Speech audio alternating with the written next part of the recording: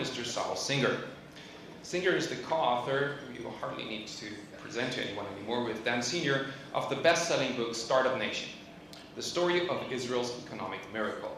The book has reached number 5 on the New York Times and Wall Street Journal business bestseller list, and is also a bestseller in Israel, India, Singapore, and has been translated into 27 languages.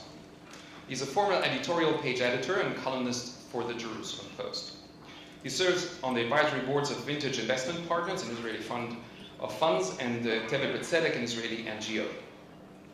In addition to the Jerusalem Post, Singer has written for the Wall Street Journal, Newsweek, CNN Opinion, and many others. And before moving to Israel in 1994, he served for 10 years as an advisor to different members of Congress. So now Mr. Singer is going to concentrate on what can we actually learn from other relationships Israel has economically with other trading partners, and what can Israel learn from Europe, what can Europe learn from Israel, what can the future hold for us. Thank you very much.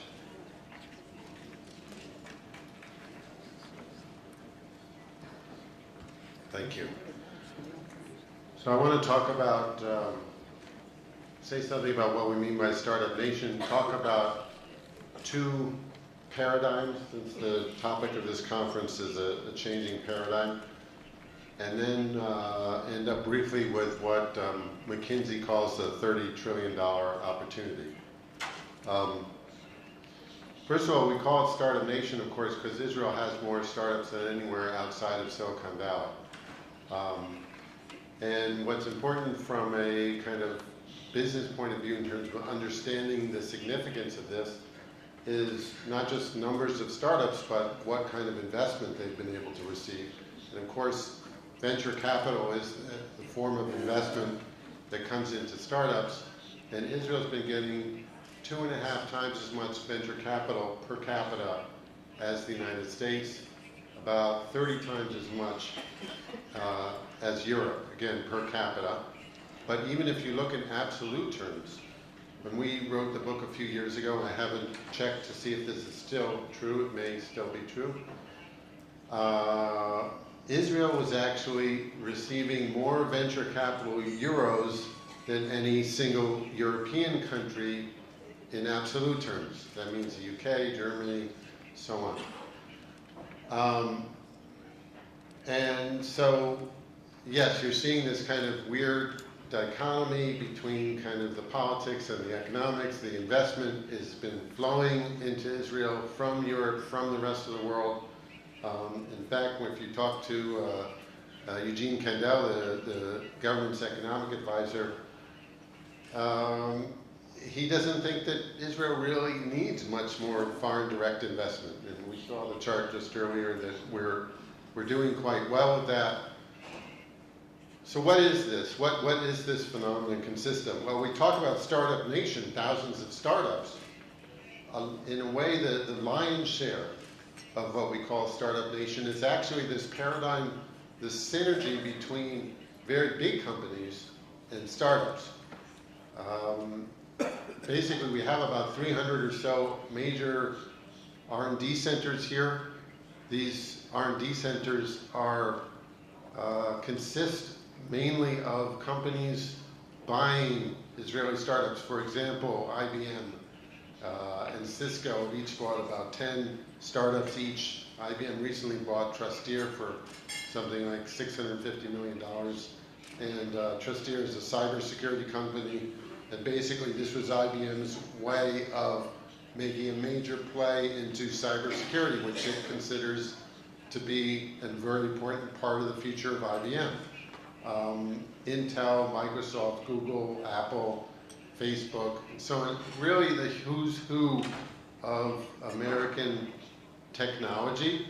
Now I think when you look at these figures, the thing that really pops out very quickly is the sort of imbalance, and geographic imbalance. Most of these big companies that are coming here, buying startups, or building R&D centers are U.S. companies. Now you do have Deutsche Telekom, you do have Philips, you do have Siemens, you do have British Telecom, you do increasingly European companies, increasingly Chinese, Korean, Asian companies generally.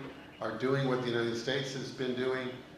But still there's this question, why is it more or less 80-20, 80% US companies versus 20% for the rest of the world? It doesn't make a lot of sense. And in fact, it makes so little sense that the UK basically said to itself, why aren't we getting part of this action? Why aren't we doing this? And Matthew Gould, who was mentioned before, the British ambassador, set up within the British embassy this thing called the UK Israel Tech Hub. Actually raised money outside the foreign ministry to hire something like 6-7 people who are divided up by sector, and their whole job is to run around Israel finding companies, Israeli companies, for UK companies to partner with the way American companies have been partnering with Israel. And recently, for example, the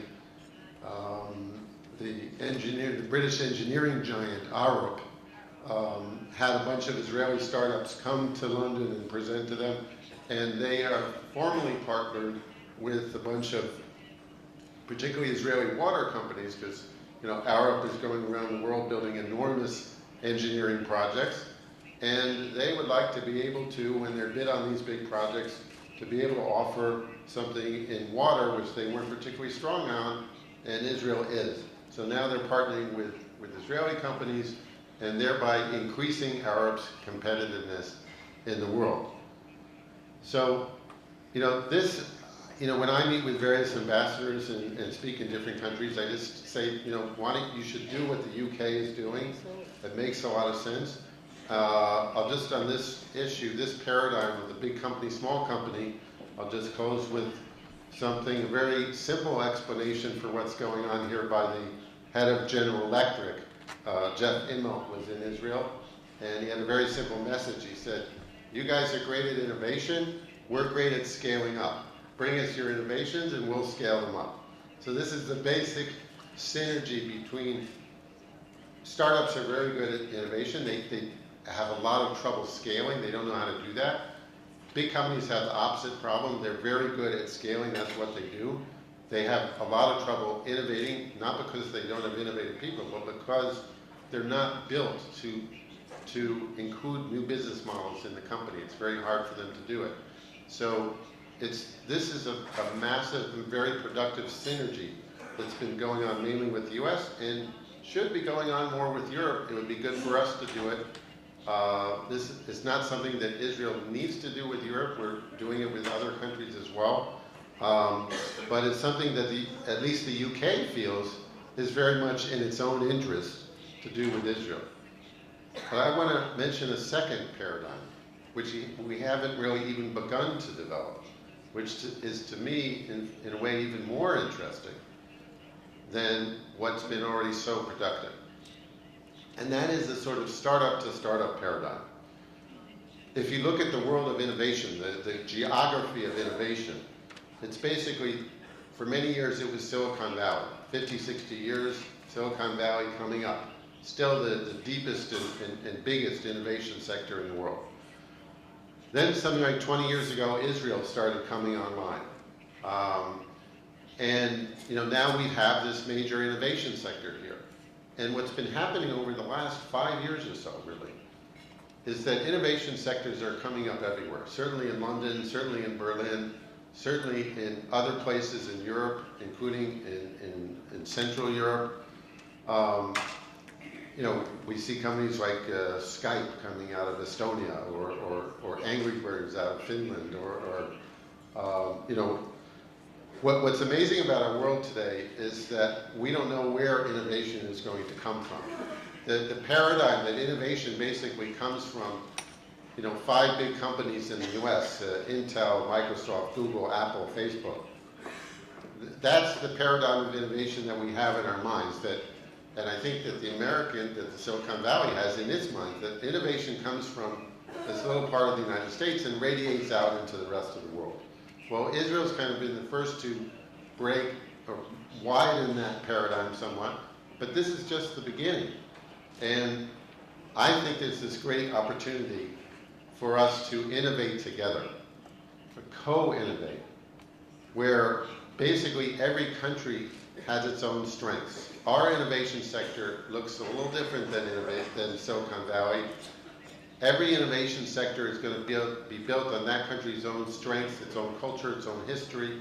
You know, we're very strong in technology. We're say weaker on design, weaker on marketing, weaker on understanding other markets.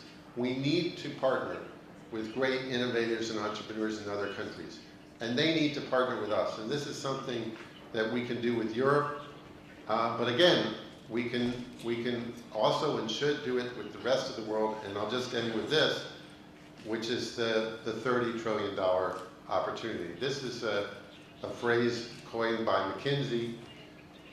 It's based on the idea that if you look at the global consumption in the world, in 2010 it was about $26 trillion.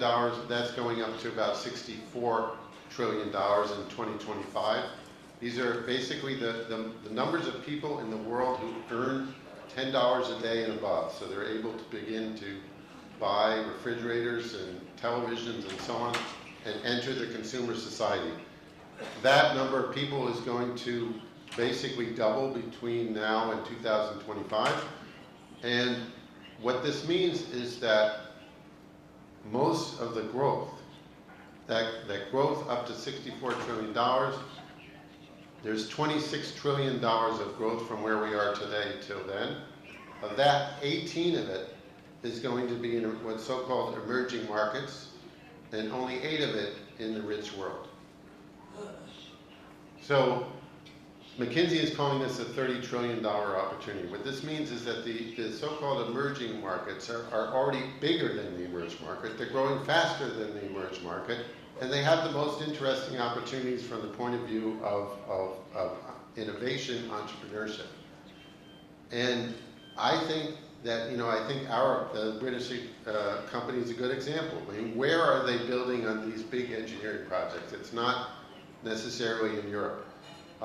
And so we, Israel and Europe, can do a kind of three-way play towards this whole new world of opportunity.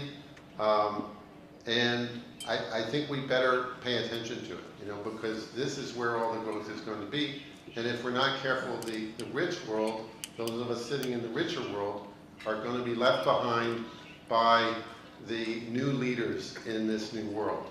So I think this is, again, a great opportunity, and it's something that Europe and Israel can do together. I think the UK-Israel paradigm is a nice one to look at, and there's a lot more to do.